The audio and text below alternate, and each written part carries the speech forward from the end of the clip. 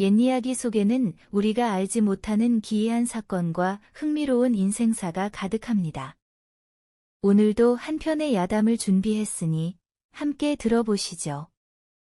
이야기가 마음에 드신다면 구독과 좋아요로 함께 해주세요. 그럼 시작합니다. 옛날 옛적의 조선 중기, 평안도 의주 어느 명문가의 윤씨 가문이라 불리는 무반 가문이 있었습니다. 이 집의 가주 윤중현은 북방의 여진족을 토벌하는데 큰 공을 세운 용맹한 장군이었지요. 그의 아내인 정씨 부인은 19의 시집와 지금 26의 아름다운 여인이었습니다. 비록 아직 자식을 얻지 못했으나 윤중현은 그녀를 깊이 사랑했습니다. 여보, 저는 당신이 아들을 낳지 못해도 상관없소. 우리의 인연이 이어지는 것만으로도 좋카오. 고맙습니다. 나리, 하지만 저도 나리의 자식을 안고 싶은 마음이 간절합니다. 그러나 안타깝게도 윤중현의 어머니 김씨 부인은 정씨 부인을 탐탁지 않게 여겼습니다. 시집 온 지 7해가 지나도록 자식이 없다는 이유로 끊임없이 며느리를 괴롭혔지요. 또 약재를 잘못 써서 국물 맛이 쓰구나. 어찌 시집 온 지 7해가 되도록 이것도 제대로 못하느냐? 어머님, 죄송합니다. 다시 끓여오겠습니다. 그렇게 손이 서툴러서야 어찌 자식을 품고 기를 수 있겠느냐? 그러니 후손도 못 보는 것이지. 정씨 부인은 시어머니의 매서운 질책에도 언제나 고개를 숙이고 참았습니다. 하지만 그녀의 눈에는 깊은 상처가 어려 있었지요. 윤중현은 이런 상황을 볼 때마다 안타까웠습니다. 어머님, 제발 정씨를 너무 다그치지 마십시오. 그녀도 최선을 다하고 있습니다. 내가 이렇게 아내를 감싸니 더 버릇이 없어지는 것이다. 당장 첩을 들이지 않으면 이 집안의 대가 끊어질 것이야. 어머님, 그런 말씀 마십시오. 저희에게는 아직 시간이 있습니다. 시간, 얼마나 더 기다려야 한단 말이냐? 내가 전장에서 돌아오지 못하면 어쩔 것이냐? 김씨 부인의 매서운 질책은 계속되었습니다. 그녀는 매일같이 아들을 붙잡고 첩을 들일 것을 종용했지요.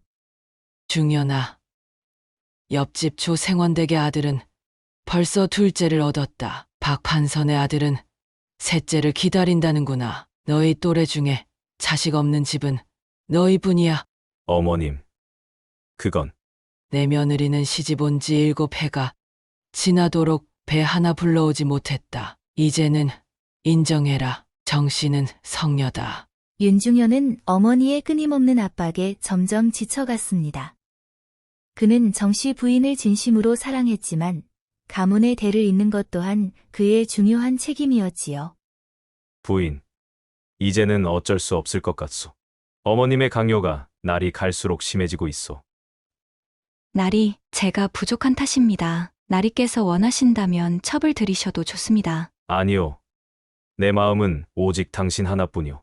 하지만 나리, 저는 이해합니다. 가문의 대를 이어가는 것이 중요하니까요. 결국 윤중현은 어머니의 강압에 굴복하고 말았습니다. 그는 첩을 들이기로 결정했지만 정씨 부인에게는 여전히 아내로서의 존경을 약속했지요. 부인, 이건 어머님의 강한 요청이오. 하지만 약속하오. 내 마음속 진정한 아내는 오직 당신뿐이오. 결코 당신의 자리를 뺏지 않을 것이오. 나리, 저는 나리께서 어떤 선택을 하셔도 다 받아들일 수 있습니다. 다만 제가 나리의 마음속에 여전히 있다는 것을 잊지 말아주세요. 그렇게 윤씨 가문에는 손씨라는 새 첩이 들어왔습니다. 손씨는 21살의 젊고 아름다운 여인으로 교묘한 말솜씨와 애교로 김씨 부인의 마음을 쉽게 사로잡았지요. 어머님, 이 약재는 여인의 기운을 북돋우는데 좋다고 합니다. 제가 정성껏 달여 올리겠습니다. 아이고, 고맙구나. 너는 들어온 지 얼마 되지 않았는데도 이 집안 살림을 잘 챙기는구나. 정씨는 7해가 지나도록 이런 세심함이 없었는데. 손씨는 윤중현에게도 끊임없이 관심을 보이며 그의 마음을 사로잡으려 했습니다. 처음에 윤중현은 거리를 두었지만 손씨의 지속적인 관심과 노력에 조금씩 마음을 열기 시작했지요. 얼마 지나지 않아 손 씨는 임신을 했고 마침내 건강한 아들을 낳았습니다. 김 씨 부인은 크게 기뻐하며 손자를 품에 안았습니다. 이제야 우리 집안의 대가 이어졌구나. 손씨야, 내가 이 집안의 은인이다. 어머님, 모두 어머님과 나리의 은혜 덕분입니다. 이제 손 씨의 위치는 더욱 확고해졌고 김 씨 부인은 그녀를 더욱 총애했습니다. 반면 정 씨 부인은 점점 더 소외되어 갔지요. 며느리, 보았느냐? 손씨는 들어온 지 1년도 되지 않아 아들을 낳았다. 이게 다 내가 팔자가 드세고 복이 없어서 그런 것이다. 어머님, 제가 부족한 점이 많습니다. 더욱 노력하겠습니다. 정 씨 부인은 비록 마음이 아팠지만 시어머니 앞에서 결코 약한 모습을 보이지 않았습니다. 그녀는 더욱 열심히 집안일을 하며 시부모를 섬겼지요. 윤중현도 여전히 정 씨 부인을 존중했지만 아들이 태어난 기쁨에 손 씨에게도 마음을 쏟게 되었습니다. 부인, 손 씨가 아들을 낳은 것은 기쁜 일이오. 하지만 당신은 여전히 내 아내요. 나리, 제가 어찌 그것을 모르겠습니까? 다만 요즘 나리의 눈길이 많이 달라졌습니다. 그런가? 미안하오. 아들이 생겼다는 기쁨에 정신이 팔려 있었소. 그러던 어느 날 북쪽 국경에서 여진족이 대거 침입했다는 소식이 들려왔습니다. 윤중현은 급히 출정 준비를 했고 떠나기 전 정 씨 부인을 찾아와 말했습니다. 여보, 내가 없는 동안 어머님과 손 씨와 갈등이 있더라도 참고 견뎌주시오. 내가 꼭 살아 돌아와 당신을 지켜주겠소. 나리, 걱정 마세요. 저는 나리의 아내로서 집안을 잘 지키고 있겠습니다. 부디 전장에서 몸 건강히 돌아오세요. 윤중현은 마지막으로 집안일을 정리하고 전장으로 떠났습니다.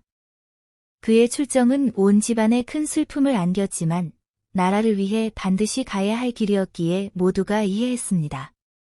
윤중현이 전장으로 떠난 후 윤씨 가문의 분위기는 급격히 변했습니다. 김씨 부인과 손씨는 이제 정씨 부인을 노골적으로 무시하기 시작했지요.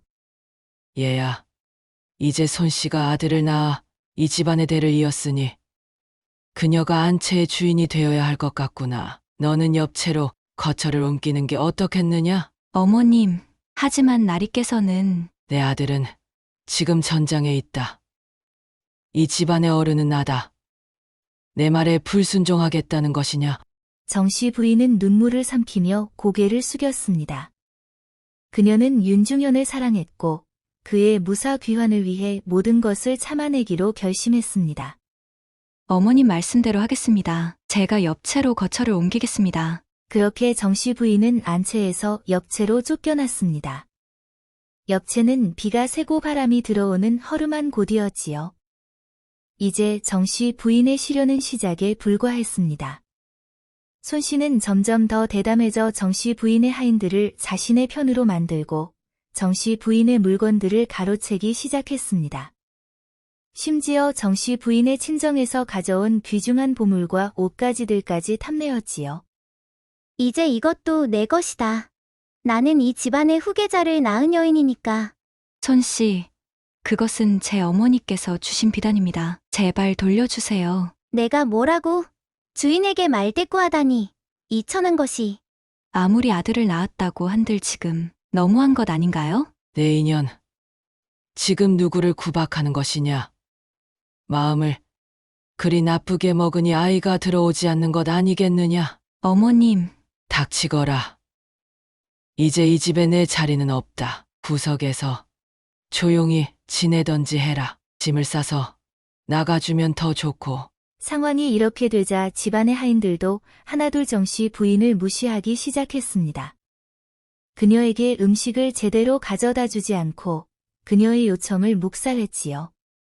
마님, 오늘은 죽이 다 떨어져서 드릴 것이 없습니다. 하지만 솥에 가득 끓고 있는 것이 보이는데 그건 모두 손씨 마님과 도련님을 위한 것입니다. 어머님께서 그렇게 하라 하셨습니다. 정 배고프시면 하인들이 밥 먹을 때 오셔서 같이 드시던지요. 정씨 부인은 몇 끼를 굶기도 했습니다. 그녀의 방은 청소도 제대로 되지 않았고 날이 추워져도 불을 떼어주고 이불을 주는 이 하나 없었지요.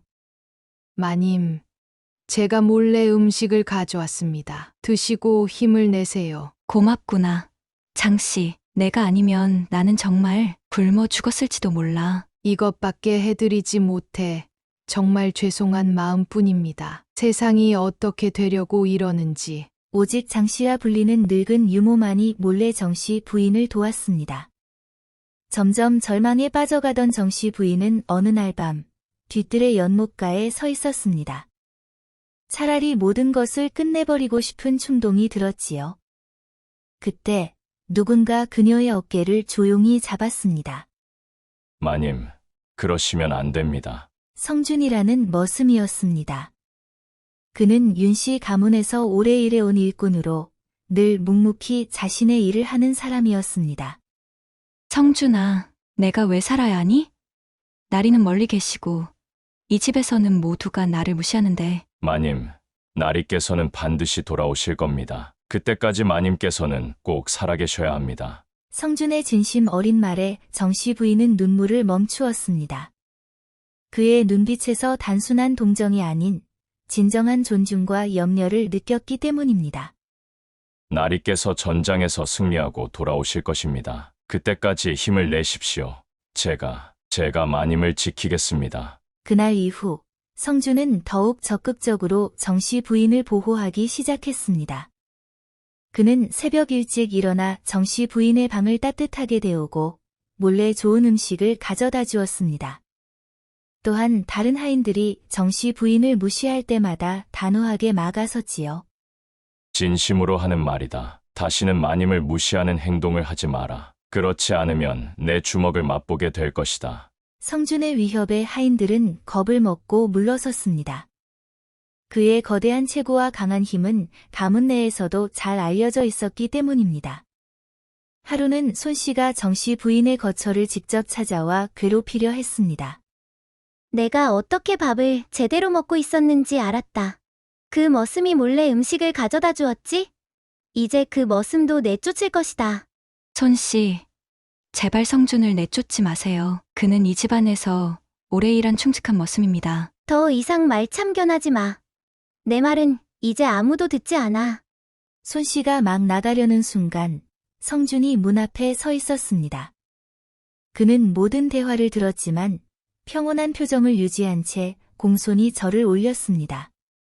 손씨 마님, 장작을 더 가져다 드려야 할지 여쭙니다. 내가 정씨에게 음식을 가져다 주었다며? 예, 마님께서 며칠째 제대로 드시지 못하신 것 같아 제가 몰래 드렸습니다. 제 불찰입니다. 손씨는 분노했지만 성준의 당당한 태도에 어쩔 줄 몰랐습니다. 그녀는 그를 내쫓으려 했지만 김씨 부인은 농사일에 능한 성준이 필요하다며 만류했지요. 저 머슴은 너무 건방집니다. 당장 내쫓아야 해요. 하지만 성준은 이 집안에서 가장 힘센 일꾼이야. 그를 내쫓으면 농사일에 차질이 생길 것이다. 더구나 그는 이 집안에서 태어나 자란 아이야. 어머님, 그 머슴이 정씨의 편을 들고 있다고요. 그것은 내가 직접 단속하겠다. 너는 이제 아들이나 잘 키워라. 그렇게 성준은 가문에 남게 되었고 계속해서 정씨 부인을 돕고 보호했습니다. 시간이 흐르면서 정씨 부인과 성준 사이에는 깊은 신뢰가 쌓였습니다. 성준은 항상 정씨 부인 곁에서 그녀를 지켰고 정씨 부인은 그에게 의지하며 힘든 시간을 견뎌냈지요. 그들의 관계를 지켜보던 김씨 부인과 손씨는 불편한 시선으로 바라보기 시작했습니다. 어머님, 보셨습니까? 정씨와 그 머슴이 너무 가깝게 지내는 것 같아요. 그래. 나도 눈치챘다. 항상 옆에 있고 둘이 대화하는 모습이 심상치 않구나. 어쩌면 그들 사이에 무슨 일이 있는 건 아닐까요? 손씨의 말에 김씨 부인은 눈을 크게 떴습니다. 그런 일이라면 우리에게 정씨를 내쫓을 명분이 생기는 것이다. 맞아요. 그럼 이제 적극적으로 그들을 감시해봐야겠어요. 그날부터 손씨는 하인들을 시켜 정씨 부인과 성준을 감시하기 시작했습니다. 그리고 점차 악의적인 소문을 만들어 퍼뜨렸지요. 들었어? 정씨 마님이 머슴 성준과 밤에 몰래 만난대. 정말? 그럴 리가 없어. 아니야. 내 눈으로 직접 봤어. 성준이 정씨 마님 방에 드나드는 걸. 그렇게 고상한 척 하더니만 참나. 웃기지도 않구만 그래. 소문은 집안 전체에 퍼졌고 정씨 부인은 점점 더 고립되어 갔습니다.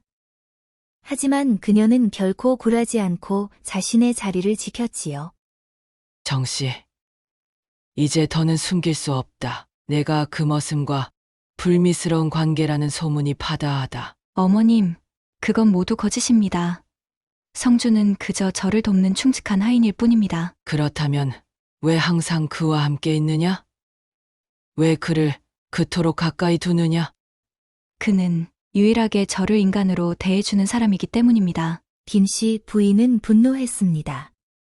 이 집에서 나가라. 이미 내 명예는 더럽혀졌다. 내가 여기 더 있으면 우리 집안의 명예까지 훼손될 것이다. 정씨 부인은 충격에 빠졌습니다. 그녀가 한없이 참고 견뎌왔는데 이제는 이런 누명까지 씌우려 한다니. 어머님, 제가 어떻게 이런 누명을 받아야 합니까? 저는 나리의 정실 부인이고 나리께서 돌아오실 때까지 이 자리를 지킬 것입니다. 정씨 부인의 단호한 태도에 김씨 부인과 손씨는 더욱 분노했습니다. 그들은 어떻게든 정씨 부인과 성준 사이에 불미스러운 일이 있었다는 증거를 만들어내기로 결심했지요. 손씨는 몰래 자신의 비단 옷과 보석을 성준의 초가에 숨겼습니다. 그리고 다음 날 아침 자신의 물건이 없어졌다며 큰 소동을 일으켰지요. 내 물건이 없어졌어요. 누군가 훔쳐갔어요.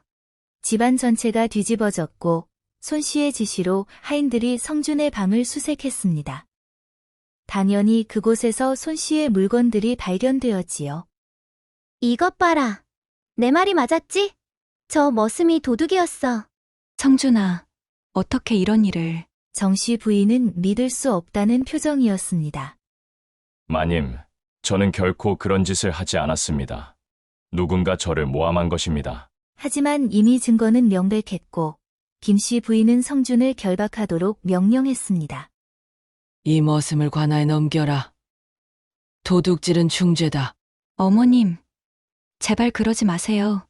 성준이 그런 사람이 아닙니다. 정씨 부인의 필사적인 항변은 오히려 그녀와 성준 사이에 무언가 있다는 의심만 키울 뿐이었습니다.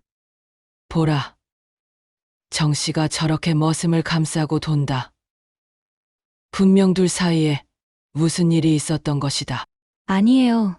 그저 성준이 억울하게 누명을 쓰는 것이 안타까울 뿐입니다. 성준은 결박당한 채로 정씨 부인을 바라보았습니다. 그의 눈빛에는 걱정과 미안함이 가득했지요. 마님, 괜찮습니다. 진실은 언젠가 밝혀질 것입니다. 저를 위해 더 이상 괴로워하지 마십시오. 그 순간 마당에서 말발굽 소리가 들렸습니다. 누군가 급히 대문으로 들어오는 소리였지요. 그리고 모두의 놀라움 속에 윤중현이 나타났습니다. 여보, 드디어 돌아오셨군요. 정씨 부인은 기쁨의 눈물을 흘렸습니다. 윤중현은 집안의 소란스러운 분위기와 결박된 성준을 보고 눈썹을 찌푸렸습니다. 무슨 일이냐? 내가 돌아왔는데 집안이 이렇게 소란스럽구나. 여보, 드디어 돌아오셨군요. 이 머슴이 제 보석과 비단을 훔쳤어요. 방금 증거를 찾았답니다. 윤중현은 성준을 바라보았습니다. 성준은 고개를 숙인 채 아무 말도 하지 않았습니다. 그리고 여보, 더 충격적인 일이 있어요. 손씨 부인은 낮은 목소리로 말을 이었습니다. 이 머슴과 정씨 사이에 불미스러운 관계가 있었다는 소문이 있어요. 정씨가 항상 이 머슴을 곁에 두고 너무 가깝게 지내서 모두가 의심하고 있답니다. 윤중현의 표정이 굳어졌습니다. 그는 정씨 부인을 바라보았습니다. 부인, 이게 무슨 소리요? 나리, 모두 거짓입니다. 성준은 단지 저를 도와주고 보호해준 충직한 하인일 뿐입니다. 그래요? 그렇다면 왜 항상 그를 곁에 두었소? 왜 그토록 그를 감싸는 것이오? 정씨 부인은 눈물을 흘렸습니다. 나리가 없는 동안 이 집에서 저를 사람으로 대해준 이는 성준뿐이었습니다. 다른 모든 하인들이 저를 무시하고 시어머님과 손씨의 명령만 따를 때 오직 성준만이 저를 지켜주었어요. 아들아, 내 아내가 너무 외로워서 머슴에게 정을 준 것 같구나. 이제 내가 돌아왔으니 이 수치스러운 일은 종결해야 한다. 윤중현은 침묵했습니다. 그의 눈에는 복잡한 감정이 어려 있었지요. 그는 천천히 성준에게 다가갔습니다. 성준, 내가 내 아내의 물건을 훔쳤다는데 이 일이 사실이냐? 나리, 저는 결코 그런 짓을 하지 않았습니다. 윤중현은 고개를 끄덕였습니다. 그리고 갑자기 성준의 결박을 풀어주었습니다. 여보, 무슨 짓을 하시는 거예요? 손씨 부인은 놀라 외쳤습니다. 조용히 하시오. 윤중현의 목소리는 차갑고 단호했습니다. 성준, 내가 없는 동안 이 집에서 무슨 일이 있었는지 솔직히 말해보거라. 나리께서 출정하신 후 김씨 부인과 손씨 마님은 정씨 마님을 옆채로 내쫓았습니다. 마님은 음식도 제대로 받지 못하고 하인들에게 무시당하셨습니다. 저는 그저 마님이 굶주리지 않도록 추위에 떨지 않도록 도왔을 뿐입니다. 손씨 부인은 화를 내며 외쳤습니다. 거짓말이에요. 이 천한 머슴의 말을 어찌 믿으시나요? 계속해라. 성준, 성준은 눈을 감고 깊이 숨을 들이마신 후 계속 말했습니다. 정씨 마님은 너무 괴로워하셔서 한때는 목숨을 끊으려 하셨습니다. 제가 그것을 막았고 그 후로 마님을 지켜드렸습니다. 손씨 마님이 말씀하신 도둑질은 제가 결코 하지 않은 일입니다. 아마도 누군가 저를 모함하기 위해 제 방에 물건을 숨긴 것 같습니다. 윤중현의 표정이 점점 어두워졌습니다. 그는 돌아서서 정씨 부인에게 물었습니다. 부인, 성준의 말이 사실요? 네, 나리 모두 사실입니다. 제가 옆채로 쫓겨난 것도, 하인들에게 무시당한 것도, 성준이 저를 도운 것도 모두 사실입니다. 윤중현은 이제 김씨 부인을 바라보았습니다. 어머니, 이것이 사실입니까? 김씨 부인은 당황했지만 곧 목소리를 가다듬었습니다. 그래. 내가 정씨를 옆채로 보냈다. 하지만 그것은 손씨가 아들을 낳았기 때문이다. 이 집안의 후계자를 낳은 여인이 안채에 있는 것이 도리였다. 윤중현의 얼굴에 분노가 번졌습니다. 어머니, 정 씨는 제 정실 부인입니다. 어찌 그런 일을 하실 수 있습니까? 여보, 저는 그저 우리 아들이 제대로 대접받길 바랐을 뿐이에요. 윤중현은 이제 모든 하인들을 불러 모았습니다. 이 집안에서 정 씨 마님을 무시하거나 괴롭힌 자는 모두 나서라. 아무도 나서지 않자 윤중현은 더욱 목소리를 높였습니다. 나서지 않으면 내가 직접 찾아내 모두 처단할 것이다. 하나둘 하인들이 떨며 나섰습니다. 그들은 모두 손씨의 지시를 받아 정씨 부인을 괴롭혔다고 실토했지요. 이제 모두 떠나라. 내 더 이상 너희를 이 집에서 볼 수 없구나. 하인들이 물러간 후 윤중현은 모두가 놀라는 가운데 성준에게 다가가 깊이 고개를 숙여 절을 했습니다. 성준아, 내게 깊이 감사한다. 모두가 충격에 빠진 가운데 윤중현은 성준의 어깨를 두드렸습니다. 윤중현은 모두에게 놀라운 사실을 밝혔습니다. 어머님, 성준을 모르십니까? 비록 머슴이지만 어릴 적부터 함께 자란 친우이자 형제와 같은 사람입니다. 우리는 같은 집에서 태어났지만 그는 몸종의 아들로 태어났고 저는 양반의 아들로 태어난 것뿐입니다. 아버님께서는 성준과 저를 함께 자라게 하셨고 함께 무예를 익히게 하셨지요. 어머님께서는 항상 그를 그저 여러 머슴 중 하나로만 보셨기에 알아채지 못하셨을 뿐입니다. 무슨 말이냐? 머슴이 어떻게 너의 친우고 형제란 말이냐? 내 그리 머슴에게 정을 주지 말라 일렀거늘. 손씨는 충격에 빠져 창백해진 얼굴로 물러섰습니다. 모든 진실이 밝혀지는 순간 그녀의 계략이 무너져 내리고 있었습니다. 어머니, 손씨, 그리고 이 집의 모든 사람들은 알아두시오. 정씨는 내 정실 부인이며 이 집안의 안주인이오. 그녀를 괴롭히는 자는 곧 나를 괴롭히는 것이오. 윤중현은 정씨 부인에게 다가가 그녀의 손을 잡았습니다. 정씨, 내가 없는 동안 당신이 그런 고통을 겪었다니. 정말 미안하오. 이제부터는 내가 당신을 지키겠소. 정씨 부인은 눈물 어린 눈으로 남편을 바라보았습니다. 여보, 정말 감사합니다. 하지만 성준 없이는 제가 이미 이 세상 사람이 아니었을 것입니다. 알고 있소. 그래서 내가 성준에게 더욱 감사하는 것이오. 그는 다시 손 씨를 바라보았습니다. 손씨, 당신은 내 첩이니 이 집에 머물 수 있소. 당신이 낳은 아들은 내 핏줄이니 마땅히 귀하게 여길 것이오. 하지만 다시는 정씨의 지위를 넘보거나 해치려 하지 마시오. 그리고 성준에게 누명을 씌우니 용서를 구하시오. 제가 잘못했습니다. 용서해 주십시오. 그리고 윤중현은 어머니를 바라보았습니다. 어머님은 제 어머니이시니 공경해야 할 의무가 있지만 이제 이 집의 주인은 저입니다. 그리고 정씨는 제 정실 부인입니다. 어머님께서 앞으로는 정씨를 존중해 주시길 바랍니다. 김씨 부인이 처음으로 당황하는 기색을 보이며 말했습니다.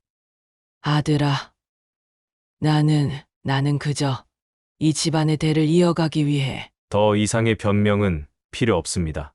어머니께서 앞으로는 정씨를 존중해 주시길 바랍니다. 다음 날 윤중현은 정씨 부인을 다시 안채로 모셨습니다. 성준은 더 이상 머슴이 아닌 윤중현의 측근으로서 집안의 중요한 일을 맡게 되었습니다. 성준아, 내가 없었다면 우리 정씨는 이미 이 세상 사람이 아니었을지도 모른다. 진심으로 고맙다. 나리, 저는 그저 제 도리를 다했을 뿐입니다. 마님은 정말 대단한 분이십니다. 그 어떤 어려움 속에서도 굳건히 자리를 지키셨으니까요. 그날 밤 윤중현은 정씨 부인과 오랜만에 함께 시간을 보냈습니다. 그는 그녀에게 깊은 사과를 했지요. 여보, 내가 없는 동안 당신이 그런 고통을 겪을 줄은 몰랐소. 내가 어머님의 압력에 굴복해 첩을 들인 것도 잘못이었소. 용서해 주시오. 여보, 제가 어찌 당신을 원망하겠습니까? 그저 무사히 돌아오실 것을 믿고 기다렸을 뿐입니다. 윤중현은 정씨 부인의 손을 꼭 잡았습니다. 지금까지도 앞으로도 당신만이 내 진정한 아내요. 이 집안의 안주인이요. 그렇게 평화가 찾아왔고 놀랍게도 얼마 지나지 않아 정씨 부인은 임신을 했습니다.